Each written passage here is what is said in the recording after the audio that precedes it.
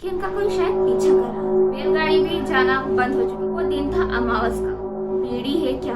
Hello guys, तो क्या आप भी भूतों पर यकीन नहीं करते हैं? तो ये कहानी सुनने के बाद में आप भी भूतों पर यकीन करना लग जाएंगे। तो ये कहानी मेरी मम्मी के मामा जी के साथ हो चुकी है और ये कहानी ऐसी वैसी कहानी नहीं है, एक हॉरर कहानी है जो रियल लाइफ पे है। ये कहानी एक ऐसी कहानी है जिसको सुनने के बाद में आप भी अपने घर से निकलना बंद कर देंगे। बात उन दिनों की है जब मेरे नाना जी ड्यूटी करने शहर जाया करते थे। वो उनकी उम्र थी करीबन 20 से 25 साल के बीच में। और ये जो गांव की बात मैं बता रही हूँ आपको, ये गांव पड़ता है मध्य प्रदेश में, नर्मदा नदी के किनारे। ये गांव बहुत ही छोटा हुआ करता था क्योंकि ये गांव का नाम था छिपावड़। ये गांव आपने कभी सुना भी नहीं होगा। मेरे नाना जी जब वो ड्यूटी करने शहर जाया करते थे, उन दिनों की बात मैं आपको बताने वाली हूँ। वो एक दिन हाट करने के लिए पास ही के गांव में गए क्योंकि उनकी छुट्टी लग चुकी थी। तो उन्होंने सोचा कि आज हाट करने के लिए दूसरे गांव चले जाया करें। वहां पे उनके कोई रिश्तेदार भी थे, उन्होंने सोचा उनसे भी मिल लिया जाएगा और उनका हाट भी हो जाया करेगा। अब मैं हाट के बारे में आपको बता दूं कि हाट उस चीज को कहा जाता है जो गांव में बाजार लगता है, उसी को हाट कहते हैं हम। जो गांव के लोग होंगे वो जरूर समझ जाएंगे मेरी बातों को। तो वो एक दिन गांव गए हाट करने के लिए। उन्होंने वहां पे बहुत सारा सामान खरीदा। उन्होंने जिस रिश्तेदार से वो मिलने गए थे, उन्होंने उनसे मिले भी, बात करे भी। बात करते करते उन्हें रात हो गई। उन्होंने सोचा कि समय तो बहुत बीत चुका है, अब उन्हें घर जाना चाहिए।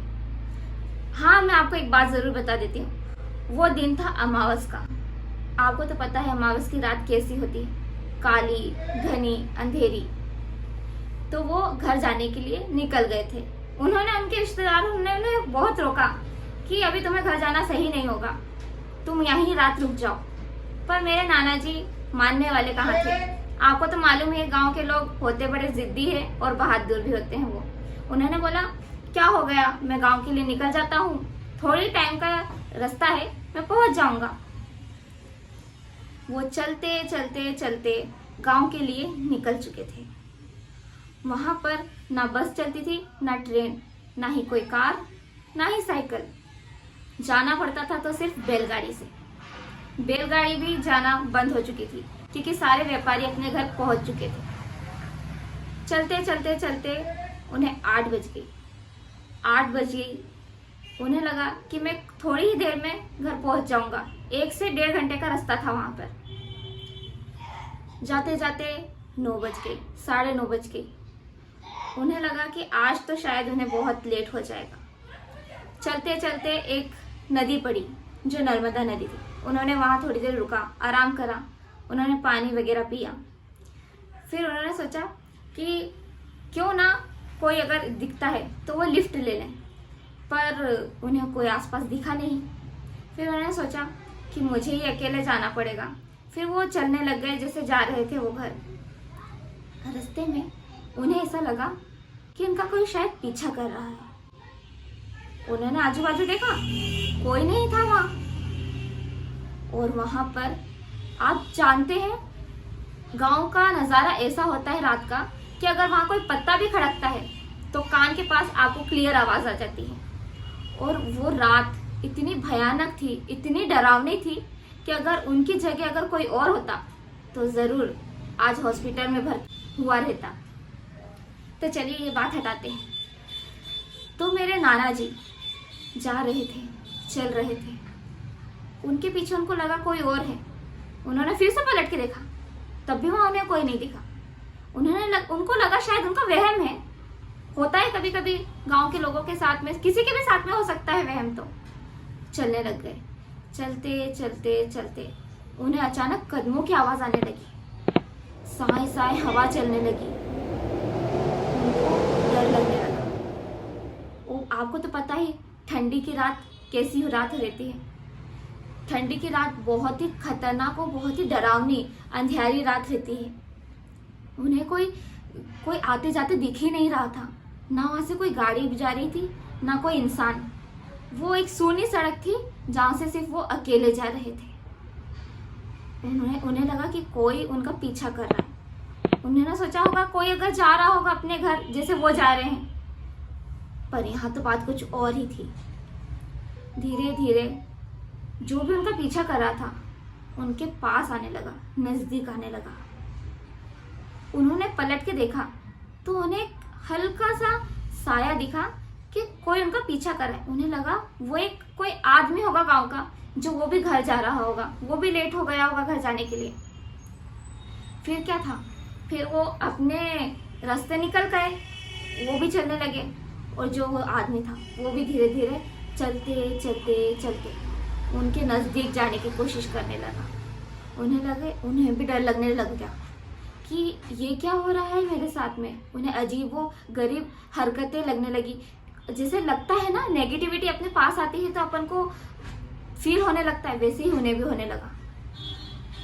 वो सोचने लगे कि मतलब ये आदमी मेरे इतने करीब आने की कोशिश क्यों कर रहा है।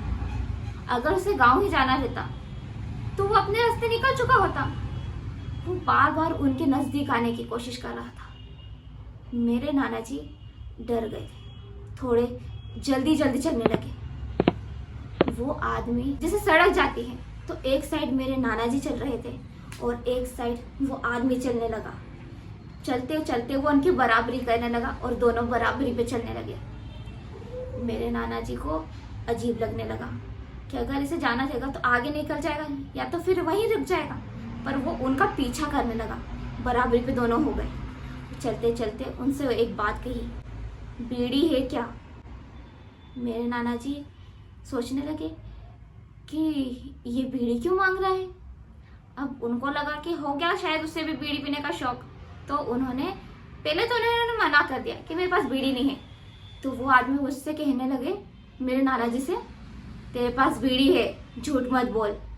फिर उसने वही वापस बात चालू कर दी, बीड़ी है क्या, बीड़ी है क्या। मेरे नाना जी को थोड़ा अजीब लगने लगा। उन्होंने एक बीड़ी निकाली अपने पर्स में से और उस आदमी को दे दी। उस आदमी ने चुपचाप बीड़ी ले ली और वहीं रुक गया। मेरे नाना जी को थोड़ा अजीब लगा।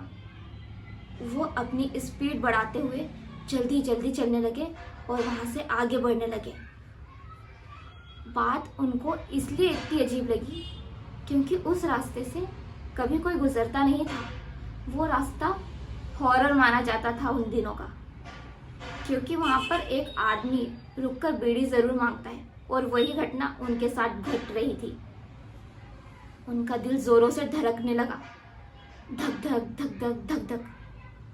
धीरे धीरे चलते गए, भागने लगे, धीरे धीरे भागने लगे। वो फिर आगे जब वो दौड़ रहे थे उनको वही आदमी आगे खड़ा हुआ दिखा, क्योंकि उनने वो आदमी को तो पीछे छोड़ दिया था। फिर वो आदमी आगे कैसे खड़ा हो सकता है। उन्होंने अपना सारा सामान वहीं फेंका और जो दौड़ लगा के गांव के और रास्ते पे निकल गए और दौड़ते वो सीधा अपने घर पहुंच गए। और घर जाके उन्होंने चैन की सांस ली। फिर उन्होंने पूछा कि क्या हो गया, तुम इतना डरे हुए क्यों हो। रात के आपको मालूम है 10 से 11 बज चुकी थी। उन्होंने हाफते हुए कहा, मैं उस रास्ते से कभी नहीं आऊंगा, कभी नहीं। लोगों ने पूछा क्यों, क्या हो गया। उन्होंने कहा, मुझे आज वही आदमी मिला जो वहां पर बीड़ी मांगता है। तो आपको मेरी कहानी कैसी लगी कमेंट में जरूर बताइएगा।